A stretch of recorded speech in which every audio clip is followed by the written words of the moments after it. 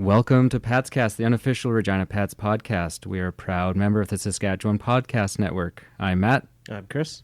I am Matt. And this is our episode for March 15th, 2020. Across the Pats line, shot goes wide, comes off the inboards, and Berthold had a great chance, but it would have been in if not for a great block from Jake Johnson. Prosofsky will snap a shot that's blocked in front, comes to Ladyman at a backhand attempt, blocked away by Busky. Inglot, left point for Riker Evans, right side. Johnson, a one-timer, scores! Jake Johnson! Okay, everyone, welcome to a special episode. We are, of course, broadcasting live on Facebook and Twitter. Follow us at WHL Patscast and interact with that live feed and get your comments in, and you can help dictate where this show goes. Today, so as you heard, we have a special guest in today. We have Matt Rowe on to discuss the update of the Pats prospects, upcoming Bantam draft. That draft is kind of regarded as probably one of the better ones in the last memorable history. I've read up to 10, 15 years, but depends on who you talk to, I guess. Yep. So, I mean, the elephant in the room, it's not even an elephant. It's this episode, of course, comes on the heels of just recent sad news that players are all being sent home. Yeah, throughout the inevitability that the season's going to be canceled here. Yeah, so it sounds like season's done. Yeah. Do we all agree on that? Yeah, I think Yeah, so. I'd probably say so. Because if you're sending players home, they're flying to other countries. They got to go home. They got to self-quarantine there, I'd think. And then you have to self-quarantine when you come back, right? Right. So that's a month alone, right? So, yeah, you can't shut down the league for a month and expect to, Just for a start it minimum back of a up month. again. Yeah. Yeah. Even if you try to do just playoffs, you'd be too far behind, I think, as well. So Yeah, they're not going to do 3-game series, right? no, I wouldn't say so. No. We were talking yesterday about, maybe if they can get back at start of April, maybe get a couple 3-game series in, a 5, and then maybe a 5 final, but Yeah, I think that's it now, in my opinion. And obviously, hockey is not the most important thing right now, but I think it's still fair to be disappointed as fans. Yeah. We were looking at a fairly good playoffs. I was actually really excited for it going forward. There's no one team standing out, right? Like, if this was going to be a battle, like both sides of the league were going to have excellent playoff series. Yeah, I kind of was thinking that too. There's no team that's really stood out that might take the whole thing. Like, if you look, even the top teams, some of the middle teams or lower teams have been competitive with those guys this year. So I could think you're right. There would have been some good battles in the playoffs this year all the way to the end. Yeah, and you look at the U.S. division, they kind of got stuck with the 3 really strong teams there, like how the East was a couple of years ago there. So Portland, Everett, they're battling for first. So whoever is relegated to second place was going to have to play that hot Spokane team. So one of those 2 teams is gone. And then the winner of that series has to play, the other Everett or Portland. And then so 2 of those top 3 teams are going to be out in the second round, right? Like, that's a little disappointing in the way this playoff. I was gonna say that. No, you're bringing it back to the format, and Yeah, should we exactly, change the right. format because Yeah. you got too many good teams going out early. Exactly. Right. Yeah, it's disappointing, but obviously hockey is not the main issue here right now. But that being said, we still have some stuff to talk about. So no season, no problem. Pat season was really kind of wrapping up, and we were planning this episode with Matt at some point regardless. May as well just do it now, get some content out. So we've been talking with Matt recently about getting this episode together and looking at Pat's prospects and into that Bantam draft and looking towards next year, because really, I guess that's all we have to look forward to now, Well, right? Yeah, we were looking forward to next year in a couple weeks anyway, so Yeah. it's Yeah. just a couple weeks early for us, unfortunately, but I've probably been looking forward to next year since about January sometime. Yeah. But yeah, especially the way the teams kind of, started to gel a little bit, and a lot of these guys are going to be coming back next year. So it kind of gave you some hope seeing the way some of these guys were playing towards the end of the season. Yeah, and we kind of said that last season, unfortunately. Yeah. And they just got off to that slow start. Yeah. And if, instead of 1-10, if they would have went 5-6 or something, maybe, I know 4 wins doesn't really make or break the season, but maybe it would have felt better, right? Well, yeah, and then you're looking at maybe a more positive group of guys to start the season. Maybe they compile a few more wins in there, and you're closer to a playoff spot around Christmas time. But it's kind of how it goes, I guess. And yeah. But they do have a good group of guys, kind of in the same age group right now. I can't remember, they have 10 or 11 guys that are in that 17-year-old age group from this year that'll be coming back next year, and they're kind of starting to gel, which is a good sign. So yeah. Yeah, I mean, we've been talking maybe not next year being their run year, the year after, possibly. Yeah. Well, I think the way that they talked about playoffs to start this season, I think they're probably hoping they can at least challenge for a wild card spot next year. So that's something to look forward to, hopefully. And, I think hopefully better than a 1-10 start next year. Right. I think that's a reasonable expectation. Yeah, like we're not that far out of the. I mean, we were, but yeah. If we can play that last, how we did that last little stretch there, and not the last stretch, but that stretch before the last stretch, where we kind of did the mathematics, and it may have worked out if they played that good. Yeah, they could have possibly squeaked in. It really depends on the rest of the division too, right? I think the biggest thing was seeing them be competitive against some pretty good teams, and like a team like Saskatoon they didn't really end up the way that people thought they were gonna, but they're still a good team, and we've definitely given them a run for their money this year. So yeah, and you look at Edmonton, like the best team in the conference they battled with, but then you look at Medicine Hat and they just really struggled against Medicine Hat, just the way the matchups were, right? The Calgary, you've seen some decent games with Calgary, and then you see them blow it and get blown out. Yeah, exactly. But yeah, it's just a little inconsistent. But that's what you have with a younger team, a less skilled team, right? So it is what it is. So it is, and it's done now. There's not. Oh yeah. I didn't really like where the last bit of the season was going, anyways. Yeah, I think the last week or so, I don't know if maybe they were like, well, we're out of the playoffs officially, like we're done, like coasting. You never want to see that in a team, but they're young guys, right? Like it happens. Yeah, it's gonna happen eventually. So it would have been nice to catch Red Deer. I think we ended up a few points behind them now, though. Slipped back a little bit of Red Deer. Yeah.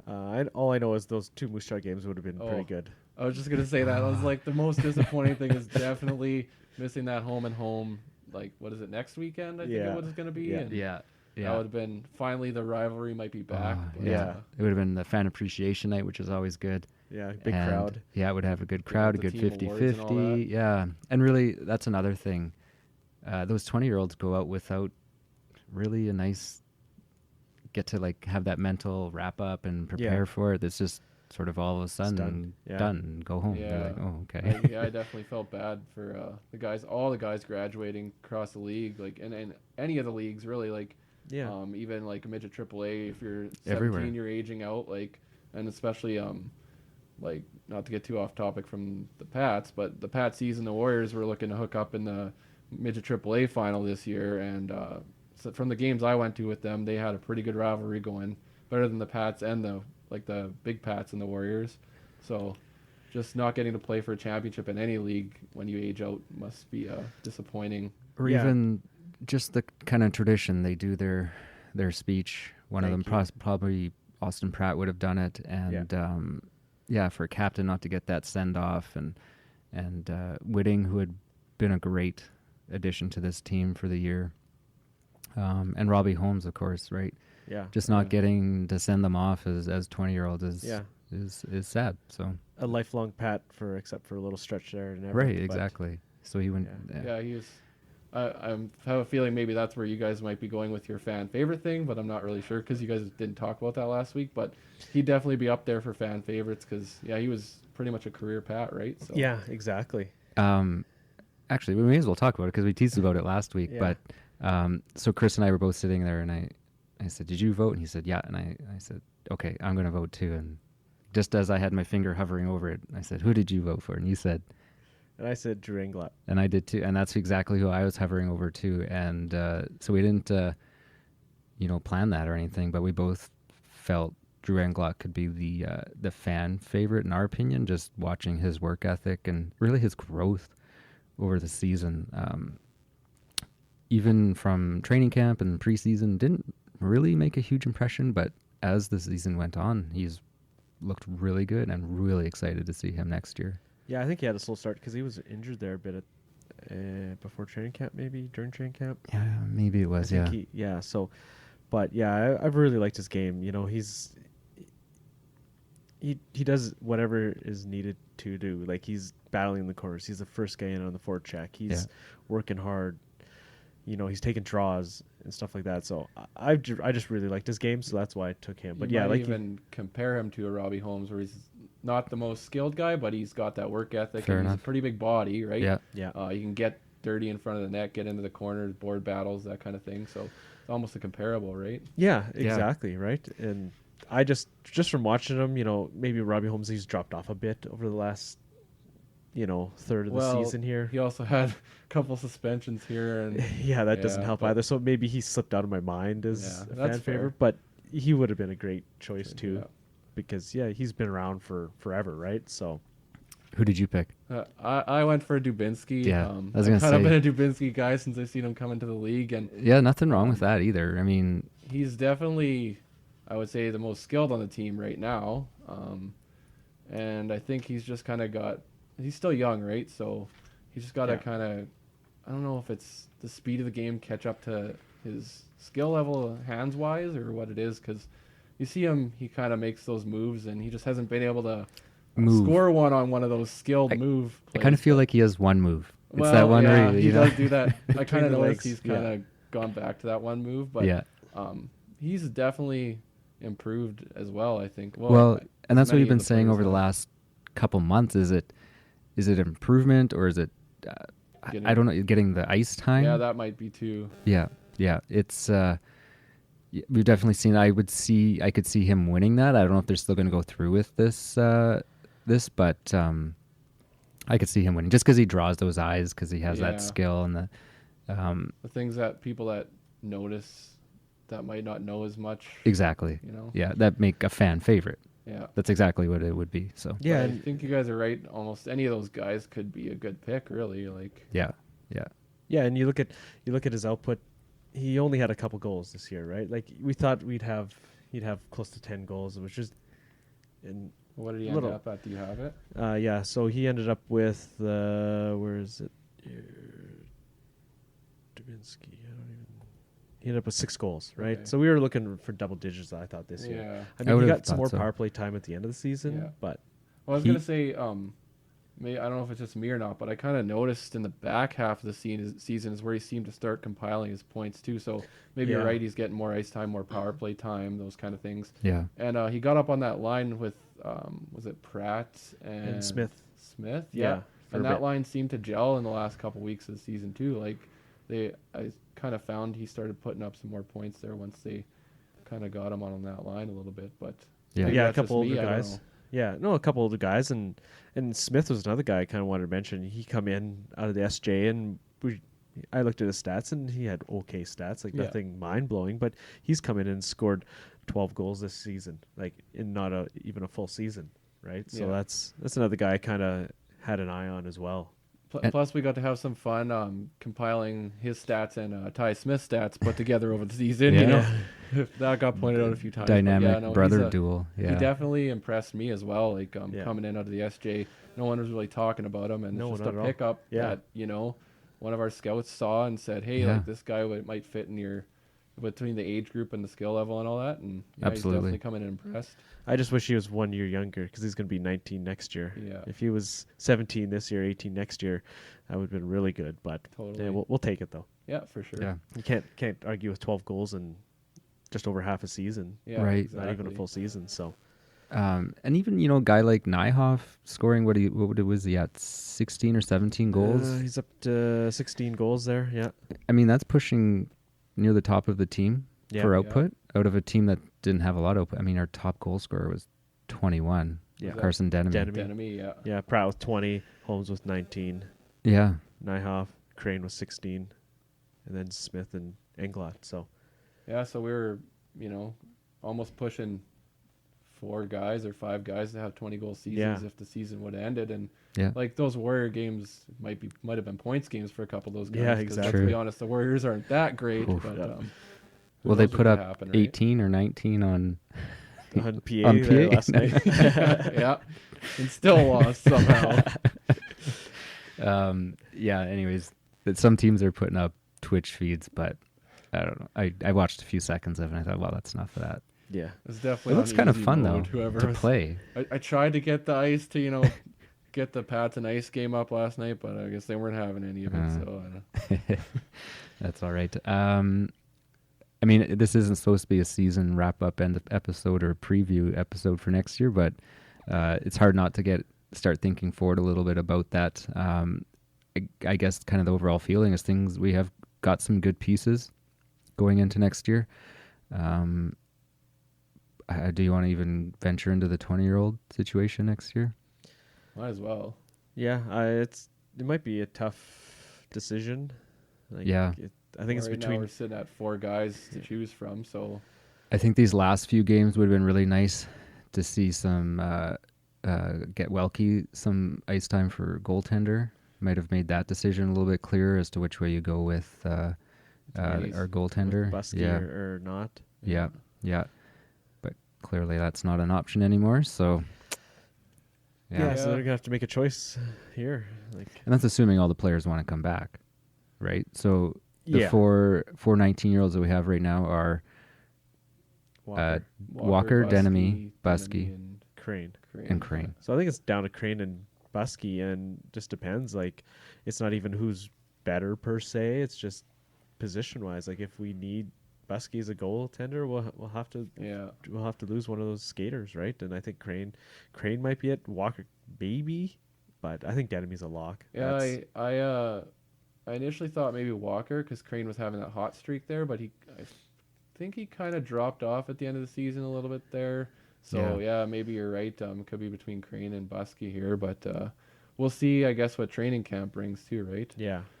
And see what happens in the offseason. You never know. Like, Paddock likes to make deals, so maybe he makes a deal for something or someone gets moved, right? Denemy could bring a pretty high.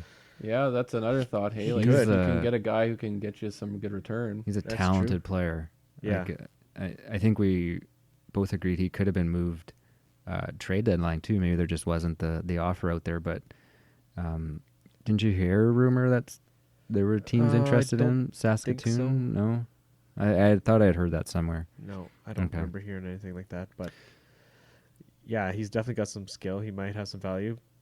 But I thought maybe we could have moved one of our 20s this year. But True. nothing Yeah. happened. Yeah. Yeah, Who knows now? but Yeah, I guess so. Yeah, interesting But- times. But let's look forward. Life's not over, so let's look forward to next year.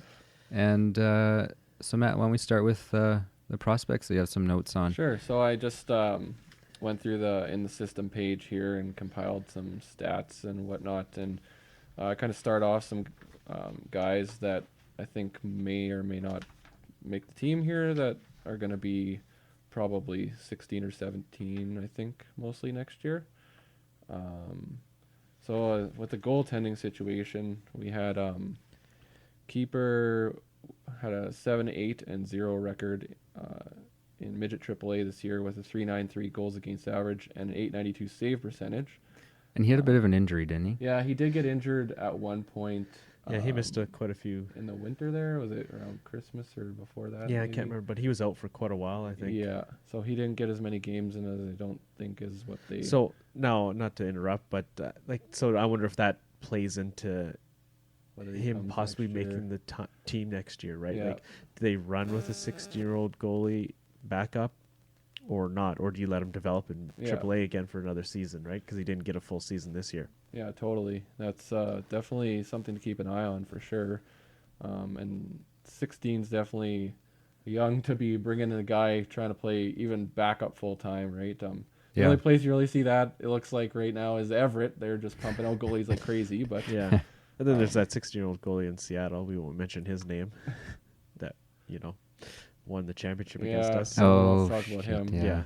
And he had an unfortunate injury situation, which Yeah. booted him out of the league too, which was kind of sad. But yeah, won't talk about him, I Yeah. guess. Yeah.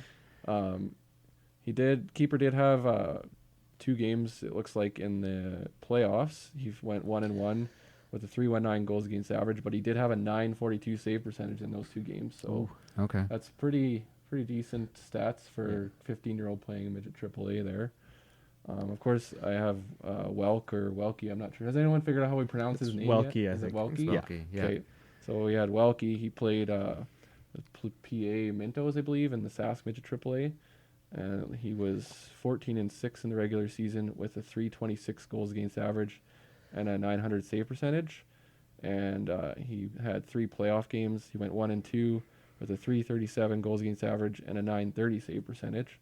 I definitely think since he got brought up and showed well at the end of the season here with the Pats, he'll be battling for a spot next season full time.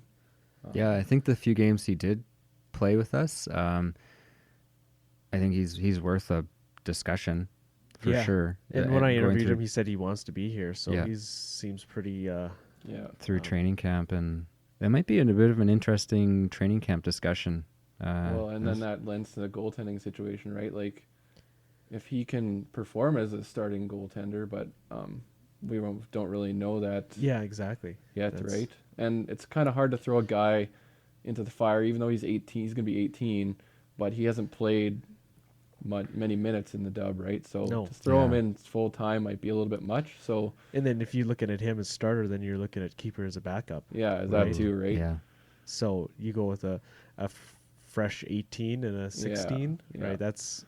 But like you said, Paddock likes to make moves too in the off season. So who knows? I don't know what might be out there for goaltenders. Yeah, but maybe you they're- bring in a kind of journeyman 19 or Yeah. something, and Welky Can is the back up. backup, and not per se a backup, but they could split some time. games, Yeah, yeah, right. totally. Like you're not looking Welky to play a quarter of the games. You're looking at him to play half the games, and really, and then you can move on from the 19 and have him start for the rest of the season or whatever, halfway and then through or something. Yeah. yeah, then next year he's your starter and keeper's your Keeper's backup, as a and then you can 17-year-old. Yeah. yeah, and then you can get keeper a lot more games than just the odd game here and there, right? Because keeper's your guy. At Yeah, this point, I think just based on, I think where did they draft him? Was it mid rounds or something, or Keeper fourth, I was- believe. Yeah, he was Fourth a little round? bit higher. I so think, in the based on fourth. where they drafted him, and I think I've read they're pretty high on him as well. So I think they're probably looking Yeah. at him being the guy, especially coming in playing full time after this coming draft with some of the guys they're hopefully going to be able to pick up. I think that's a guy that they'll be their goaltender they'll build with. Yeah, he was a third rounder. Okay, yeah. So So they he came out of that Hyman deal to Tri-City. okay. So I was doing a little bit of trade tree stuff today, so kind of up on that right now. And then the other guy we have in our system is Liam Stevens. He actually played midget double A, it looks like. He was 8-2-1 in the regular season and had a 210 goals against average and a 924 save percentage, which isn't bad. But again, I don't know. I don't want to say midget double A is bad hockey, but it's a little lower than what the triple A level is, right? So Yeah. take that with a grain of salt, Yeah, I guess, or exactly. what you will. And he was 16 this year. So that's our other guy we have in the system right now. So that's potentially a guy maybe, I don't think he's signed, No, he's but not. he might come to camp, impress. We sign him if he wants to come. So that's kind of where I think our goaltending situation is at right now. But who knows with the off season, right? Exactly. Just getting some messages in. So Chuck Shaw giving a shout out to Kevin. So Kevin must be watching too. So yeah, just some discussion going on behind the scenes apparently. Thanks for watching, Chuck. Okay, so that was our goaltending situation. I got the defenseman next, and a couple of these guys we actually had play with the team for a few games this year. So we had Parker Berg. Yeah. It looks like he was playing with NAX in midget prep, which is CSSHL, which that's becoming kind of the league now to play in at The any feeder level, leagues. really. Yeah. He had 7 goals, 21 assists, and 28 points in 36 games played. And he played 2 games in the AJHL. I didn't get what team that was. And then he was up here for 2 games as well. So I don't know if you guys remember those 2 games, but I really didn't think any of the defensemen that came up that were young looked out of place, to be honest, when they played. No, we said that when he did play. What did we get to I'm getting confused at who we got to play or see Who we play saw here. Yeah. Well, there was because Berg, there was Marcus Taylor, Yeah. Dalen Weagle, Yeah. and I've got those guys all listed here Yeah. as well. Yeah, I think we got to see And then, Berg. play here. okay. I believe so. But yeah, we noticed that nobody looked out of place. They didn't No one do really anything spectacular, yeah. I think, but you don't expect them to do anything Yeah, and they're not spectacular. getting the minutes to really, right? No. So, but I think Berg, Taylor, and Weagle all played here. And then my next guy on this list is Leighton Feist, and he played 3 games Right. on that road trip out Oh, yeah. to, Yeah. was it the U.S. we Yeah, had U.S. this year? trip. Yeah. So he was a 15-year-old this season playing midget prep in Okanagan. 8 goals, 16 assists, and 24 points in 35 games, which I think as a 15-year-old playing in the highest level of midget in the CSSHL is pretty good numbers, I would say. Yeah, definitely. And I understand from what I've heard he's pretty good defensively as well. So I think he was in that, like, the Portland game and stuff like that, where it was just yeah, we got were blown out. getting I think humped. that's kind of where he played, but Yeah. you can't put that on. No, So- not at all. And I don't think he got a ton of minutes. Like I watched Yeah. that Portland game, but I didn't really. It was on, but I didn't really Yeah. watch it. Right? Once it got out of hand, you're just like, yeah, exactly. I remember those were the first games without Paddock too.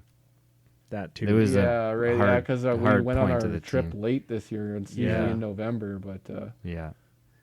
yeah, So- and some people think he might actually get a spot as a 16-year-old next year. So that'll be interesting to see at camp. I would think so. I would think he's well, here. He's your first round pick Yeah. from last year, so you think you gotta try and make a spot for him. As a But franchise, I think you have. Yeah, see, that's where you think Walker may be expendable this coming year, because you got Setoff Yeah. and Evans as 19s. don't get me started on set off. Yeah. Okay. Yeah. Okay. I think Yeah. I think I It's- would be on the same page as you. Yeah. Okay. So, I mean, I'm just reading the chart here. So you got Setoff and Evans as 19s. Mitchell's an 18, but he's a young 18, right? He hasn't. Yeah, he's he missed a this lot is of his time. first full season. He had injury, so he didn't really get a full season. I think he's got a So- full season total. total. Yeah, Yeah. probably. Right, Yeah. and then you got Yeah. Johnson. Who So you was got- very impressive this year. Yeah, might I add. I thought he was. So there's those 4, right? Evans will be a 19 next year, I guess. Yeah. So if you go with those 4, there's 4, and then if you do move on from Walker, then you got, say, Feist is a 5th, and then Taylor, Weagle, Berg are all there. Well, that's the thing. We got all these guys that we brought up that were 16s that are going to be 17s next year. So right? there's going to be, I think, a good battle for spots on the Yes. defense next year for sure. Because, like we said, none of them looked out of place, and they're only going to improve over the summer, you would think. So I think that's it'll probably be the very brightest interesting. spot of the Pats going forward is Strength, the yeah, is for the blue sure. line. Yeah, because you got 5 guys that are signed 15 and 16s that are going to push in the next year or two, right? Totally. Because Mitchell's the only guy in that 17-year age group. So, yeah, you got 19s and 17s next year. Yeah. So you got a little bit of a gap there, but I think the young guys, if they develop well, I think we'll be all right. On the Yeah, back I end. think I'd have to agree there. And haven't heard anything bad about any of these guys. Like, it sounds like they're all legitimately ready to push for spots next season. So Yeah. I was gonna say, with the coronavirus going on, I'm not sure if we'll get a spring camp or not. So I'm not sure if we'll see some of these guys in spring camp That's a good point. either. But, Summer camp. Cross your fingers, I guess. Yeah. Yeah. Right. Yeah. So the next guy I had was Marcus Taylor, who saw 1 or 2 games, I think, up Yeah, with the one or Pats. two. Yeah. He's playing midget prep in Burnaby. He had 1 goal, 7 assists for 8 points in 23 games played. So maybe more of a stay-at-home defenseman, which you need one of those guys, right? Like every team needs 1 or 2 of those guys. Not everybody can be putting up No. the points. Yeah, not everyone's gonna be like a Connor Hobbs or Yeah, a exactly. Mahura putting up all the points or whatever. Yeah. But So Chuck Shaw's writing in, how many 16-year-olds do you think they will keep? I don't know. Do you mean for the roster next year, Chuck, or the ones that we have right now? Going into 17s, or are we talking about 16-year-olds next year? Yeah, I think probably. Do you think 16s. are on most of these the- guys are going to be 17 Yeah. next year, right? Yeah. So Feist 16-year-olds is the only one. would and, be Feist, I guess. Down eh? the list, I have that Colby Wook, who's I think that's how you pronounce his name, but he's playing. He's a U.S. kid, and people Yeah. are pretty high on him as well. He's a 15. Yeah, but he's not 16. signed. He's what? He's not signed. Yeah. So But we'll You see never what know. happens with that Yeah. next year, right? I know they were hoping to get some of these U.S. guys signed, and they had some Definitely. optimism, which would be a good Yeah. thing, especially with the U.S. draft coming up, too. yeah, there's that. Yeah. So to answer the question, we're thinking just Feist next year as a 16-year-old. Yeah, eh? Maybe he's the only- keeper if things on kind of go defense sideways. anyways. But yeah. Yeah, and there's only one signed forward, 16-year-old Rowan. That's- So, Yeah. but I Okay. mean that could change in the offseason here. Guys could get signed Yeah. and push for a spot next year, right? Is Rowan 16 now? Yes. Oh, there's also Easton Armstrong. He's a 16 right now. as Or well. sorry, Rowan's 15. Rowan's 15. 16 next year. 16 next year. Okay. Oh yeah, that's right. Okay. Yeah, I know. I'm you going get on the back on my list. The I've age got it groups, set up defensive, yeah. then forward. Yeah. So The Yeah. age groups, it's like 16 now. yeah, you're 16 trying to keep next track year. of who's who. Yeah. Yeah. Yeah. Yeah, sorry. Yeah, Easton Armstrong's 16 already, so he'll be 17 next Yeah. year. Okay. So the next guy I have is Jacob DeWitt. I believe he Mhm. said he's signed. Yeah, he's signed. So he might be pushing for a spot next year as well. I liked him in camp. He's a big, tall player. Yeah. I didn't get their height and weight or anything down here, but yeah, Yeah. he was a tall. He's got to be at least 6'2", 6'3", yeah, something like I that. think. So- He looked good in spring camp as well as Training camp. training camp. Yeah. Yeah. So Yeah, I there's remember another him. guy I remember him who's- standing out in spring camp. Yeah. Obviously, the size stands out, but he seemed. I think maybe his skating needed a little work on. Bigger guy, Yeah, younger guy. It's tougher to keep up with the So- smaller, faster guys. But, Yeah. Yeah. Guess we'll and, see and maybe in that was something he camp. worked on this year Yeah, and kind of grew into his size. I mean, he probably grew just recently. The Yeah, you poor never guys know out either. there. So Yeah. he was playing at Pursuit of Excellence. It looks like midget prep is what I have down here. Uh-huh. He had 4 goals, 10 assists for 14 points in 36 games. And he also played 4 games on the under 18 Pursuit of Excellence team. So as a 16-year-old, that's And I know you don't have it there, but I wonder, is plus minus a stat they keep track of? No, they Oh, don't. That's too bad. yeah. I didn't see That would've too been many that they interesting to kept know. on. I got most of this off Elite Prospects. Yeah. Yeah. The but only they ones, don't the keep goalies track I of had it. to get, they don't keep track of wins and losses on I Elite know. Prospects, which is kind of weird. So I had to jump to a couple other pages, but yeah, no, they don't keep track of plus minus. I guess I could have spent hours scrolling through No. the league websites, but Yeah. that's a Expect lot to that. do. I know. so- Even when I wrote that article earlier in the season, updating the prospects, yeah, I spent a lot of time Yeah. Oh yeah. trying to find some stats. Yeah. It's not all in one place for these guys, No. unfortunately. Yeah. Then the next I had was Dalen Weagle. He was playing on the Saskatoon Blazers in Yeah. Saskatchewan Midget AAA, and we saw him for one game. I think he was called up for a couple games, but he only got into one. Okay. He had 6 goals and 20 assists for 26 points in 42 games played, which is not bad numbers for. It looks like he was a 16-year-old this year, so that's what I have down, anyways. Okay. So for a defenseman, that's pretty good numbers. in Because the yeah, we AAA, I would drafted say. him 2 drafts ago. Yeah, it must be 2 Yeah. because if he was a 16-year-old this Yeah. year, it must have been Yeah. Yeah. 2. Yeah, I remember either got to watch him. I can't remember if we saw him live or on TV. I think, and he seemed okay too. Yeah, I know it's gonna. What was his stats again? Sorry.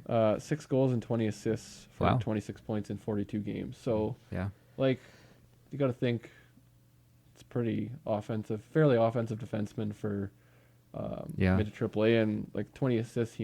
I would think he's more of a passer, like passes the puck well, gets it up Maybe the on ice power kind of play thing. setups and moves stuff. it well, you know. Yeah. I think So- the Blazers were a pretty decent team this year. Yeah, they ended up. That was kind of a debacle.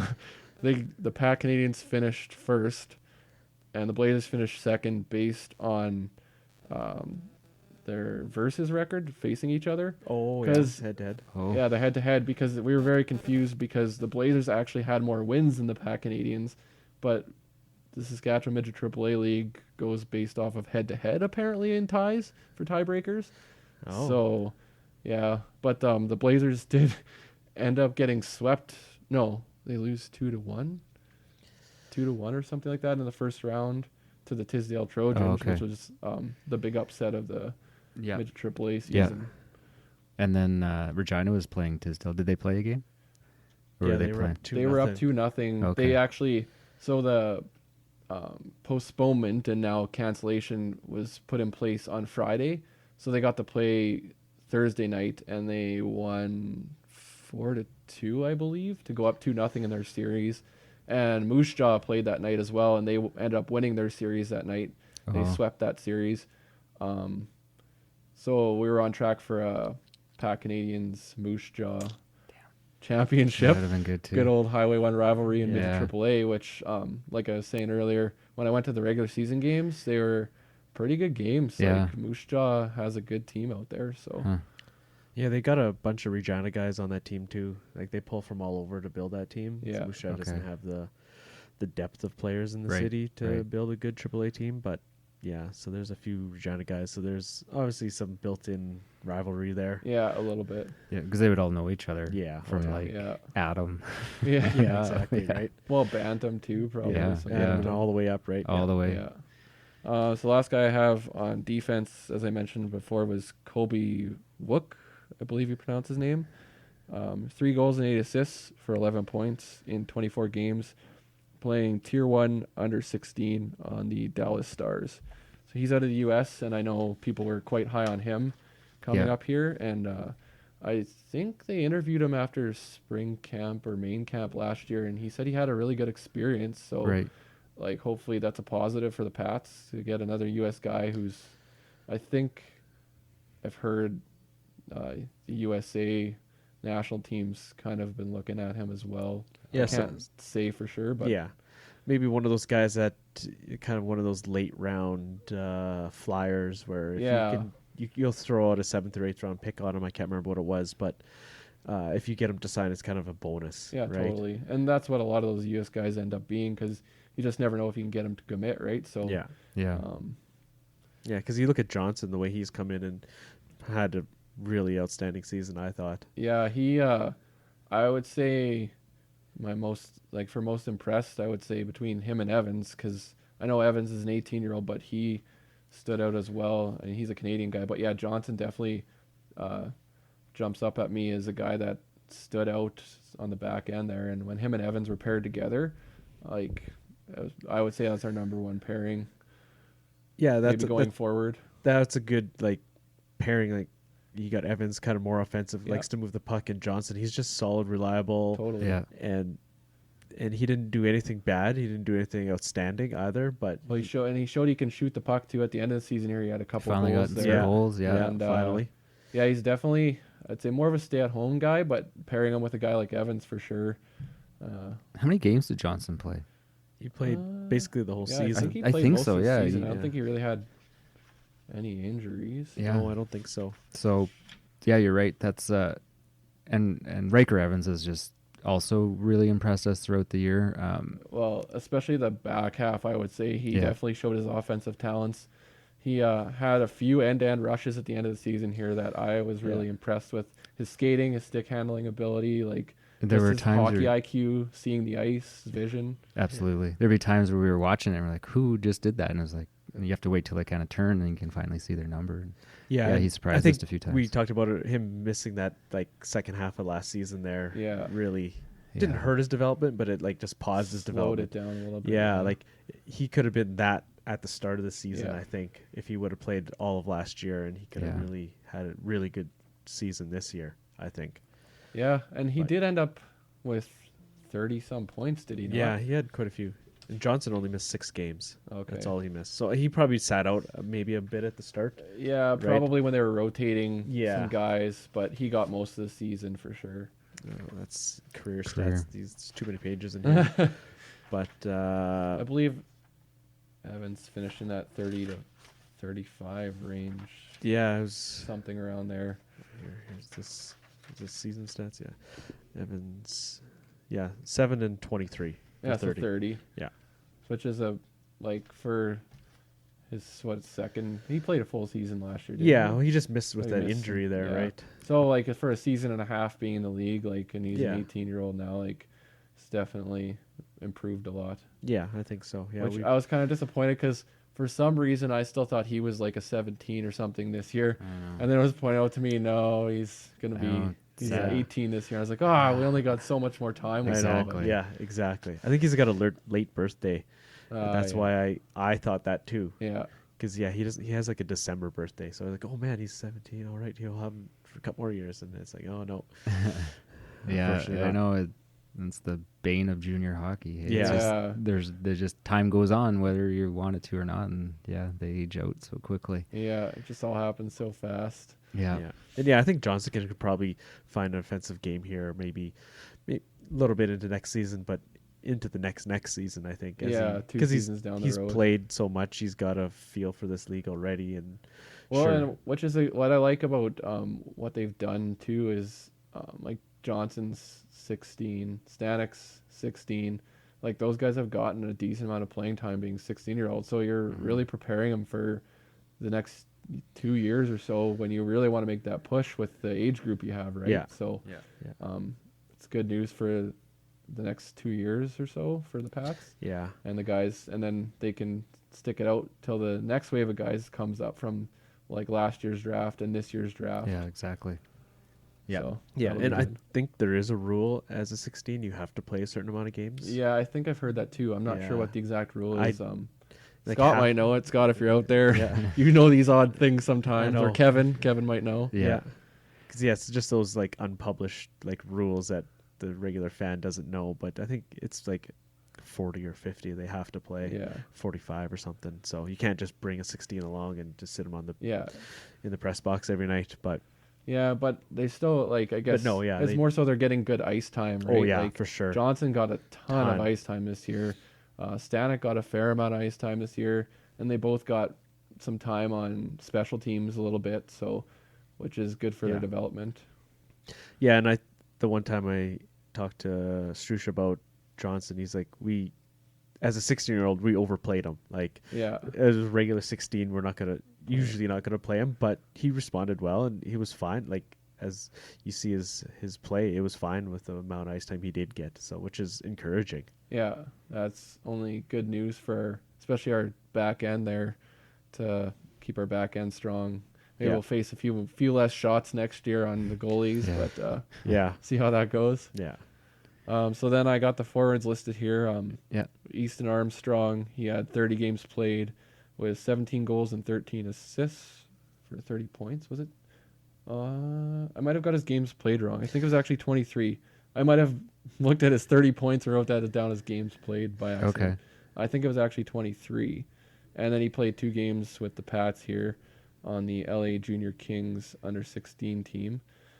He is signed, of course. Yeah. So I believe he's going to be one of those guys fighting for a forward spot next year, probably third or fourth line. And we're hoping he can get Ian Samoza up here as well. He's further down my list here of guys. We'll talk about him later. But he's playing with Samoza out in LA there, and we got him in a trade with Everett, I believe. You're right. Yeah. So we're hoping that Armstrong can get him to come up here as well. Next I was Braden Barnett, who I actually got to see quite a bit of because he's on the Pat C's this year. Yes. He had 5 goals and 8 assists for 13 points in 41 games played as a 15-year-old. Personally, I thought he improved as the season went on.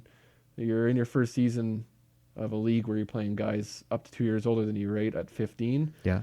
So I thought he was maybe a little tentative at the beginning, but he has good size, I think, and he started to show a little bit of better skating skills as the season went on and more confidence in himself. So I'm not sure we'll see him next year as a 16-year-old, but he's definitely a guy I would look for possibly in the future at 17 or 18. It could be one of those guys if you need that spot filled and you're at a home game and he's around, right? He's nice. One of those emergency be definitely good if we run pull-ups. into injury trouble. It'll be good for him to get some games in. Yeah, as a 16-year-old next year if we can.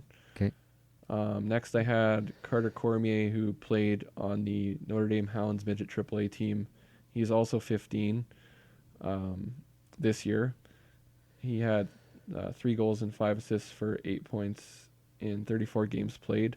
And he also played 4 games with the under-18 Hounds team.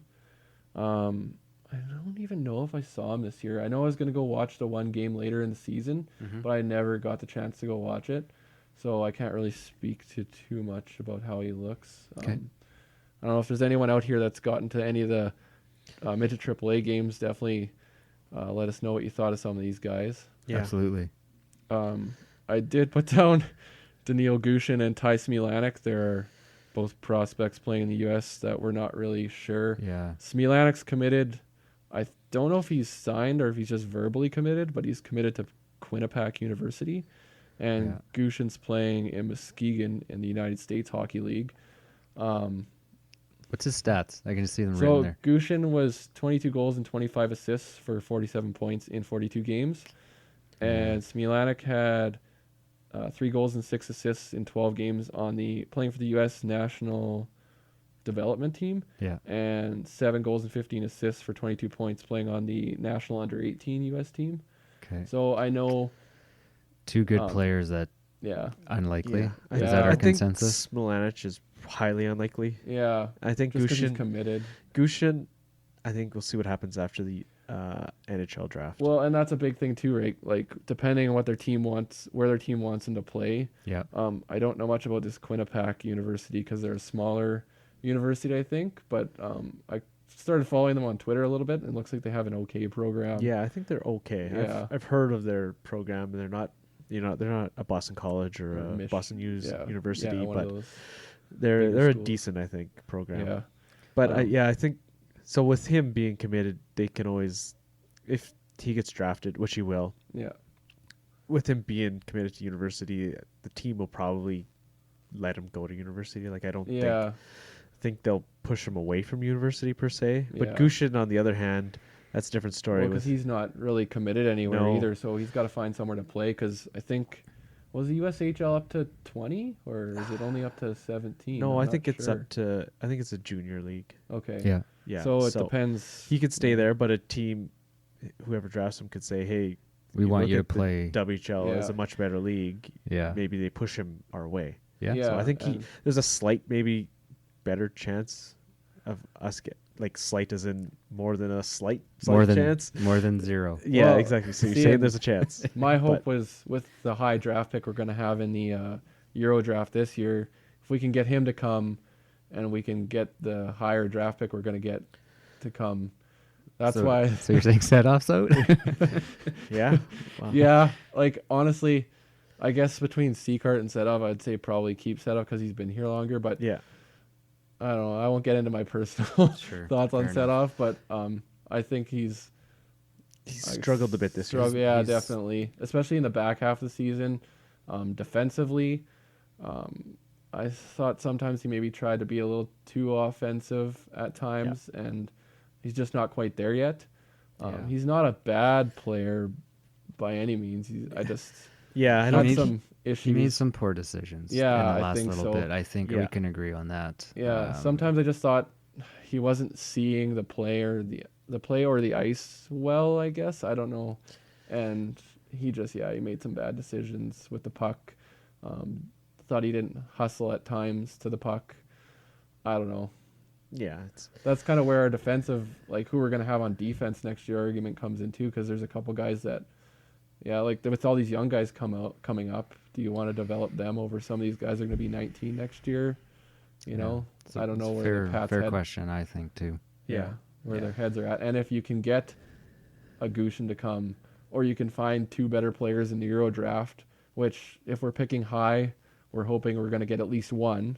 Yeah. So, I mean, Yeah, it's a tricky situation, right? Because I believe Seahart's going to get dropped. yeah. And then you make one pick. I don't know if you can pick two while you have. Well, I think you'd have to probably 'Cause drop. Gushin's on Yeah, I don't know. the suspended list, right? Yeah. So I don't know if you can still. Obviously, we can pick one for sure, but I don't know if you I can don't pick. see why they. I just, See, there's some certain rules there I too. don't see why they wouldn't let you pick two, but like you can't probably have them signed before you drop No. a guy, right? Yeah. I would think they would let you pick two. Yeah. I'm not 100% sure on that. Yeah. Again, Yeah. those tricky rules. So, but But you We'll wouldn't see. want teams could effectively have two, and then get two more, and then kind of that might not no, be you fair. can't do that. I know that. So in the Can't have draft, two. though, So that's why we had to drop Alkamov this year to draft Oh, yeah, Gushin, you're right. right? But Yeah. Gushin's on the suspended list. Yeah. That's So also true, I guess. okay. Yeah. So- it might make sense where you have to, if you want to add two more, even in the draft, you have to drop them before you. Yeah, so I think we could probably only pick one if we don't drop set off. Yeah, So- that's true. Well, It's I guess tricky. it's just another thing going into next year where we're gonna have questions. Yeah. You know where we're gonna be at with. There's so many questions I think going into next year between almost everything except for maybe the forward position. Like I think the forwards are pretty set, Yeah, Um, it's just but who's- everywhere else, like the Euro draft, the defensive situation, the goaltending situation, there's gonna be some good battles in training camp and questions to be answered, which should make for a fun off season, I think. Yeah, I don't yeah, know what as you soon as guys they can think. get back. Yeah. It might not be a spring camp; could be late spring, summer Yeah. camp. But I mean, Yeah. there'll But still whatever. be the American draft and the regular draft coming Yeah. up, That too. so that'll still happen. It's not gonna not happen. Yeah. And then, yeah, like And when is I can't remember when would the The American draft is the end of this month, I believe I read. okay, Like Okay. I think it's March 28th or 29th or and something then like that. Bantam draft is in May. Yeah. is it okay? Yeah. Okay. Is it after the playoffs are No, done, or it's just usually towards during the end? playoffs. Oh, is it? Yeah. Kind Okay. of the tail end. Yeah, I couldn't remember Yeah. either. It's right near the third round, end of the third round ish. Well, because the Memorial Cup would have started at the end of May, right? Yeah. It's a week long. So yeah, it'd Yeah. be like probably start of May. the conference finals or the league finals. where Yeah, the Bantam because draft it was would right. happen. I remember when we were in the final there. It was happened right like during the playoffs there, Oh, like okay. real late in the playoffs. So it's kind of because then you got two things going on at the same time. You got the draft to worry about, and you got your team still playing, right? Yeah. Like, Yeah, That's why you got to rely heavily on your scouts there, I guess. Hey? right? Yeah, exactly. And I see that going ahead because you can do that remotely. Oh yeah, that's That's totally no fine. problem. Yeah, Yeah, no, that- I don't think there'll be a problem with the drafts. No, No. I don't Yeah. know if they'd get pushed back or not. If the I don't- team staff has gone home, if they're living in different places or like the scouts and stuff, I don't know how Yeah, that would that's- work. Yeah. But because yeah, they'd probably come together as a Yeah. organization and you'd think. and do war room and Yeah. But yeah, like you said, Matt, if they can do it all remotely, then it yeah, shouldn't I be a wouldn't see big why deal. not. yeah. Yeah. And I haven't heard anything on the American draft getting postponed yet either, so I think that's a go ahead. It's at the end of this month here, but we'll Yeah. see how it goes. Just and also the fact with all of what they're dealing with, like that probably might change the processes Yeah. a little bit for anything coming up in the next while, but who knows? True. True. So next I had Logan Hauer, he's on our list bit of there, a but new I name. haven't really heard much about him this season. Okay. He's playing midget AAA for the Calgary Flames in Alberta there. 5 goals, 18 assists for 23 points in 32 games. And he did get one game in Canmore in the AJHL where he had no points. So, 16-year-old, I don't Just know. a listed player. He might get it. I don't think he's not signed. I don't think. No, I don't No. think so. You got the sign list, Yeah. so I might see him at camp. I don't know. Yeah. The other thing is with camp is what happens with this draft too. Like I don't know if that'll change who they keep on their lists and stuff. But Yeah, that's true because some guys will have to be dropped To make from room. the list to make Yeah. room for the new guys. yeah, and we also don't know what's going on with exceptional status yet. Which last year it got announced on the 9th of March. So Okay. we're a couple weeks or a week or so past that. So, Mhm. but with everything going on, we might not get an announcement for a while. True. So, anyways, yeah, Howard's not a guy. Really He's stands kind out. of just a on guy there. that I think we might see at camp, might get a shot. Not someone that Okay. we know too much about right Yep. now. But Yeah, fair enough. next I have is Samuel Huck. He was second round draft pick for us last year. He showed well, I thought, in spring camp. He came to main camp late because he had a soccer tournament, provincial soccer or something last year. But he definitely stood out at spring camp. Quick little guy, like good hands, good shot. Yeah. Not signed, so I'm really crossing my fingers on him signing because we could use some more skill in our lineup for sure. Definitely. And it sounds like soccer could be an issue. Yeah, Like for maybe sure. It's That's pulling him a bit. Yeah. Yeah. So Now- we'll see. He did play his full season with the Calgary Buffaloes in midget AAA. They were actually about to be off to the finals before this whole cancellation Yeah. thing, and I did just put out a tweet. He had 1 goal and 1 assist in that last game where they clinched their division finals. Yeah. He had 5 goals and 18 assists for 23 points in 30 games. Now, Just- there was some talk too. He didn't play preseason, correct? No, There's he's some not signed. There's some talk that he's preserving his eligibility for NCAA hockey too. That's what we've could heard. Or be he some could of be these looking guys. for like maybe like a dual, go to school, Soccer, hockey. play dual sport. Yeah, Yeah. Wow. maybe. So Yeah. yeah, he wouldn't play preseason unless they're signed. So right. Yeah, he did. I think they did do an interview with him at the end of spring camp last year, and he did say like, I know it's just talk, but he did say he had a positive experience here, which I don't Mhm. know if that's better than not saying Better, I had yeah. a negative experience, Yeah, right? So, true. Yeah, but fair most enough. kids are going to you say can only that, right? take that as talk, right? But Yeah. it's a good sign that he liked it here at least. So hopefully we see him at camp this year as well, and get a better look at him. Yeah. Then I had Colby Watton, who I believe some people were fairly high on as well. He played midget in Manitoba with the Yellowhead Chiefs. He had 19 goals and 19 assists, so pretty even points. Mm-hmm. So that's 38 points in 45 games played. I have down here he was 16 this year, so I mean Okay. that's not bad stats for playing midget AAA, I believe. And we could see him push for an extra forward spot next year. Yeah. Um, Yeah. You know, it's interesting. You're going through this list. We're not going to be running a lot of 16-year-olds next year. It's going to be a no, mostly bit of an older 17s team, yeah. and up. Yeah, so Yeah. we'll be a bit older next year. yeah. Yeah, I think more the only ones we really saw was Feist and maybe Keeper, but we're Yeah. not really sure, right? Yeah. But yeah, because you're only looking at a couple spots for forwards. yeah, next I year. think our forwards are It's going to be competitive. mostly set. Yeah, Because the only ones we're really losing is Pratt and Holmes, right? and then So- maybe one of the 20s, Dynamy or Crane, yeah, right? possibly Denemy or Crane. So there might be a couple extra forward spots out there, but So, yeah, it's not going to be a lot of room. yeah. So you think And we'll also Armstrong see probably with the has the Euro inside. draft as well. and if- C-Cart. Wow. well, Going. Yeah, he's. Oh yeah, so we're going to lose him too. Yeah. Yeah. Yeah. So but there's a spot there. I probably think they'll fill that spot at forward With as a another Euro forward. for another forward at the True. draft. Yeah. Yeah. Okay. So Yeah. So you it's got. kind of a Yeah. It's, yeah. it's a 1-for-1, right? one for Yeah. one, yeah. Like Easton Armstrong and Josh Paulus probably have the inside edge. Both signed guys. Yeah, And and have- Paulus, did he get a game? did get a I couple think He got a games. couple games up Yeah. here, and I know a few people thought he should have been Yeah. brought up for the season and Yeah. gotten in some time. They Maybe kept instead of a Stanek kind of thing. well, and they kept Sanders too. yeah, Sanders. Though I was yeah. kind of disappointed, especially with some of the injuries and suspension issues we had towards the end of the season. They were going with 11 forwards and 7 defensemen and not getting Sanders more time, Yeah. even fourth line minutes. Yeah.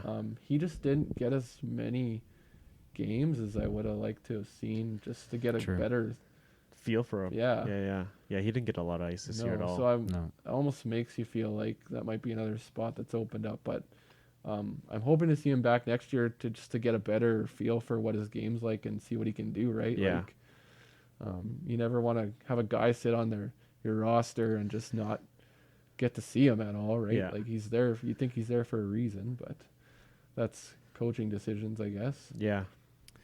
So Chuck Shaw writing in, draft is May 7th in Red Deer this year. Okay. May 7th. Okay. Yeah. So the next on my list, I had that Ian Samoza, who's playing with Easton Armstrong on the LA Junior Kings under 16. He had 19 goals and 22 assists for 41 points in 23 games.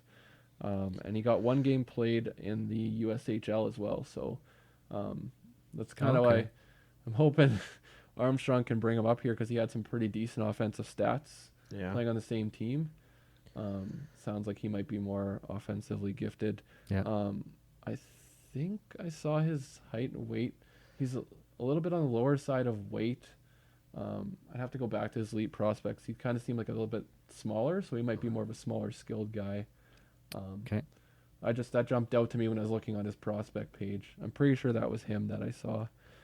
And then we had Braxton Whitehead and Zane Rowan, who were almost virtually impossible to find any stats on from this year. Like, I've looked multiple times and you can't find anything.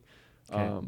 One of them was playing on a Pittsburgh Penguins junior team or whatever, and I think probably in that Tier 1 elite league. But there was no still stats. Couldn't find stats on that page. That's I think weird. that was that one Whitehead, I think. Yeah.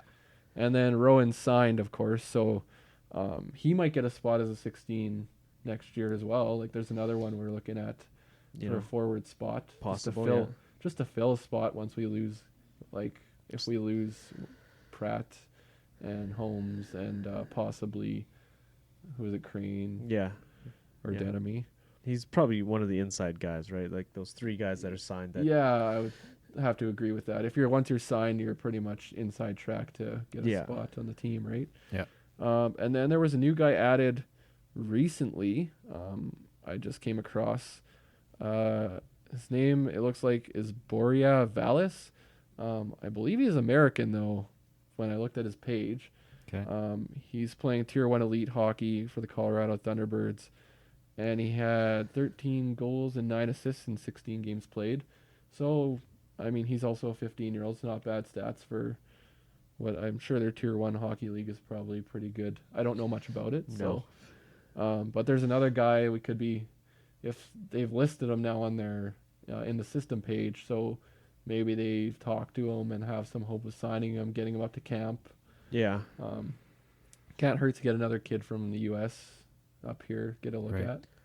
Yeah. So, okay. Yeah, and that's kind of our in the system page for guys that I would think would have a shot at being at camp next year. There's a couple other guys that are older, committed to college that I didn't. Yeah. Just are on the list. But They're on the list, but they're not good. just because they gonna be haven't been dropped. deleted yet. Yeah, those will be guys that'll be dropped next year, I think. So.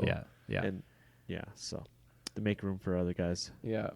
Okay, well, that's an awesome update on the Pats prospects. Now, we're running a little long here. Do we want to get into our potential Do another draft show pick? on the Bantam draft? No, we can get into it. We teased it a bit here. Yeah, let's Yeah. talk about. So, I mean, it seems the way the season has ended now, us owning Swift Current's draft pick, correct? Yeah.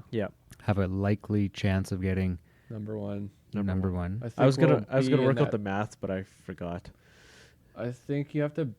I don't remember. It's the bottom 6 teams or something get in All the the draft playoff. lottery. Yeah. And then, but you can only move up 2 spots or Yes. something like that from where your position is. But since the current had the worst record, that technically gives us the best chance since we own their pick, right? Yeah. But it pretty much doesn't matter. We're going to be picking the top 3, and pretty much anyone you talk to says the top 3 are virtually Height, Jaeger, and Bedard. I did see one list. I don't know who it was that jumped up, but someone had jumped up ahead of Height in someone's list. I can't remember who it was. So there could be 4 or 5 guys that might potentially be in the top 3. Mm-hmm. But based on the talk, if you're picking in the first round, you're getting a good player pretty much. Yeah, I think even Brent Parker said late in the first round you're going to get a good player. Yeah, and I've read some into the second round, and I know I believe we have 3 picks in the second round, so 4 picks in the top 2 rounds. Like, the chances of us getting a player that's going to stick with the team and be here in the next couple of years is pretty high. And there's the exceptional status talk, of course. If we're picking that high, we may have a shot at getting someone here who's going to be a 15-year-old next year. We'll see what happens, especially after the whole Savoie thing. Yeah. I think Bedard has the best chance just based on what I've seen of video-wise. His hockey IQ To get exceptional to me status. is elite, skill level elite. Yeah.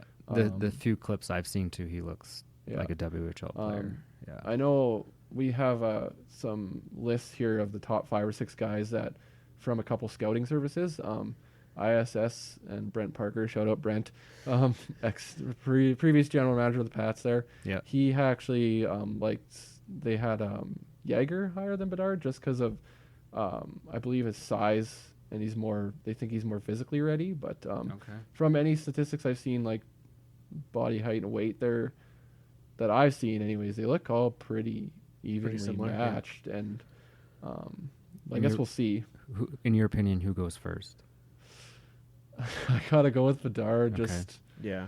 Just the skill level and the amount of points he put up, and playing at a level like as an underager and midget, like guys 3 years older than him, up to 17. So definitely no bashing to Yager and Height because those guys are good players. Yeah, he's just that extra. Yeah. So Jaeger and Hyde are played in midget as well. Yeah, which is so it's pretty good for. They're also underagers there. Yeah, they're playing in midget AAA here in Saskatchewan, and they play together again. Yeah, they played together last year in Martinsville, and you seen them once. What did you think? That was kind of before.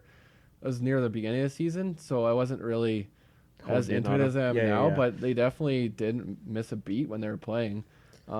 I believe one of them even had a breakaway. I can't remember if they scored or not, but they're definitely good players, especially playing at that level underage. Well, and you look at their stats; they were right up there in the top 15 of the league. Yeah, as an totally. underager, right? Yeah. Like in the regular season and in the playoffs, they both I put believe up they were points. both. Yager was just around or over a point per game, and Height was right in that point per game. So as underagers, that's very good impressive, statistics for those guys. Yeah. And those are the guys, like when you start thinking, you look back at our drafts when we did have those runs, the teams that you can build around, right? Like your Sam Steele drafted high. Second. It's exciting. It's encouraging. I'm glad Swift Current sucked this year, so we could get a good pick out of them. Exactly. And then, like you said, even second round, third round, this is such a deep draft. It sounds like we could be getting a couple decent guys. Yeah, really someone we can build a team around of.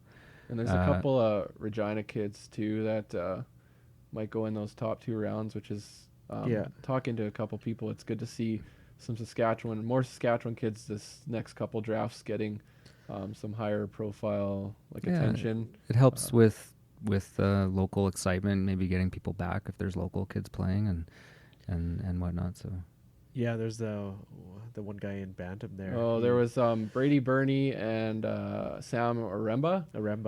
And they were playing together on the Regina Monarchs, and Brady's, I believe, cousin Carson was also on the team.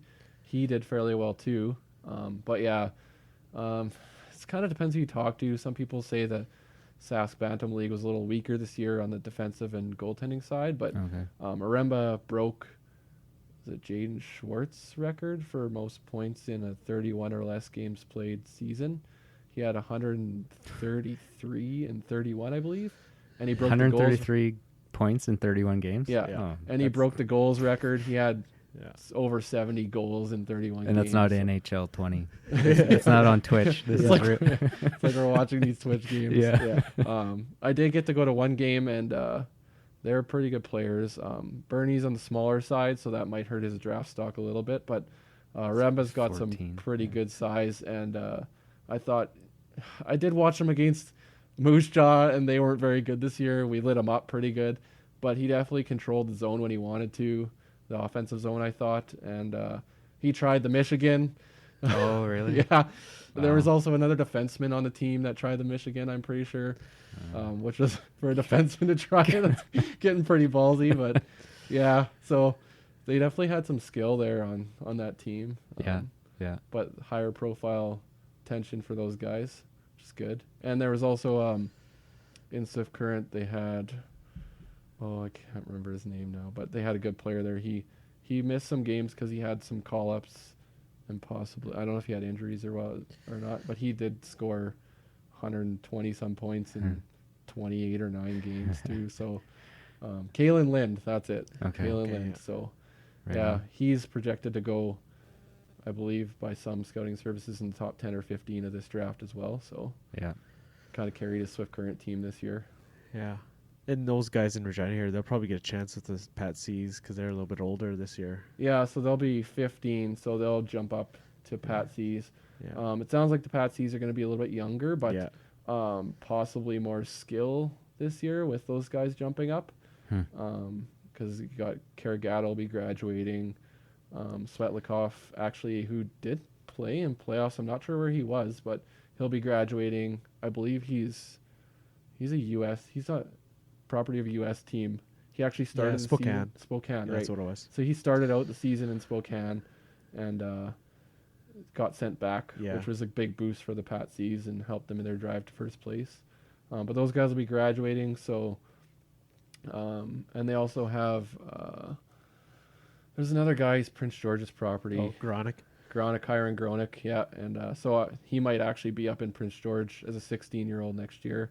And I know Karagata, his rights are owned by Prince George. I'm not sure if he's signed or not. So they were playing on a line together all season. So they'll probably be up in Prince George next year together, I would think. But we'll see what happens. Yeah. That kind of Right on. went off topic a little bit. No, that's good. okay. We often find You listen, you see us go fun. Yeah, and when you sometimes. get people that like talking the same topic, junior hockey and the Yeah. Pats, you can just go Yeah. go and we're actually getting over an hour here now. Yeah. So I thought this episode might go a little long just because of all yeah, the topics. no, that's Yeah. cool. So But I mean, people really like the prospect stuff. absolutely. I mean, our draft It's one of our- episodes are our most downloaded episodes. Yeah. Yeah. So people like yeah. the Especially when you're at the end of a season, like you want to know what's looking at Yeah, what next exactly. season's looking like, right? right. And And I think everyone needs a little time to look forward and maybe not worry so much about the present, but Yeah. maybe some positive news about the future, because we will get through this and there will be hockey, and in the end I think things look good for the Pats coming up over the next year and into the future. yeah, I think in the next 2 to 3 years they'll start contending a little bit again, and then 4 or 5 years down the road you'll see maybe some championship teams again. Heck yeah. So yeah. that good sounds news good. for Pats fans. Yeah, as long as they can just keep these drafts steady, getting some guys in and develop these guys, right? That's all we hope for Yeah. Yeah, we'll definitely have someone to build around, like another Sam Steele this for year. the next Totally. in this draft. So Yeah. that's good news for the Pats. Exactly. That's Have a really guy to build encouraging. around. And Well- Paddock has been known to make some good trades, so Yeah. in Paddock we trust. Absolutely. Yeah, we do. Well, let's wrap it up on that good note. Any last parting words here, Chris? No, I think Matt? I'm good. That was real Thanks well. for having me. I appreciate No, it. yeah, and, thank you so much. That was first awesome. ever podcast I've ever done. So Yeah, you did great. Oh yeah. thanks. I It's a lot of appreciate fun. that. Yeah, once you get going, it's easy to Start talk rambling. about. So Oh yeah. No, it's good though. good. Let's wrap it up. Thanks for listening. Thanks for the comments, Chuck, Amanda, for writing in. Shout out to my wife Amanda. She commented in hi. It looks like. Oh no, Oh, no, that's it's a different Amanda. Sorry. From We got the two screen's Amandas. too far Oh, from yeah. me. Oh, that's my Amanda. Oh, shout out to all the Amandas. yeah, for sure. So thanks everyone for listening and tuning in. We'll get this episode out on for you to download here right away, and I think we'll get another episode in before. Yeah, I think we'll do a proper season wrap up. Maybe. Yeah, I think we will. Yeah. Maybe Uh, after the drafts we can do some post-draft episodes. Yeah. Totally. Spring definitely. camp. We got Yeah. lots of content coming your way still, in lieu of not actually having any hockey. Yeah. Okay. Good night, everyone. Good night.